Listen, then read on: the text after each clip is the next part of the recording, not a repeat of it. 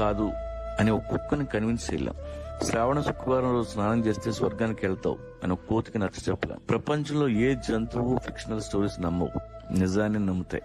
కానీ ఈ బూడిది రాస్తే దెయ్యం రాదు అంటే మనం నమ్ముతాం. ఈ రాయి లోపల పెట్టుకో ప్రపంచాన్ని ఏళ్తామంటే మనం నమ్ముతాం. మనిషి మైగ్రేట్ అయిన నాడు బానే ఉన్నాడు. 7,000 సంవత్సరాల క్రితం వ్యవసాయం కనిపెట్టాడు. ఆ తర్వాత వేట మానేశాడు. ఇంటి చుట్టూ పంట, చేతిలో కంచం, పని తగ్గింది. అక్కడి నుంచి అన్ని దరిద్రాలు చుట్టుకున్నాయి. తర్వాత దేవుడు పుట్టాడు, మతం పుట్టింది, బిలీఫ్ సిస్టమ్స్ తయారయ్యాయి.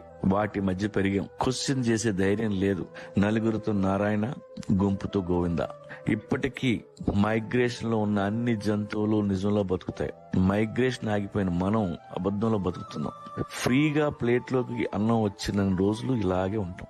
కానీ వేటగాడు ఎప్పుడు అలర్ట్ గా ఉంటాడు. మీ వేట ఆపొద్దు, మీ ఊళ్ళో ఉండు. Subscribe, our friends join us.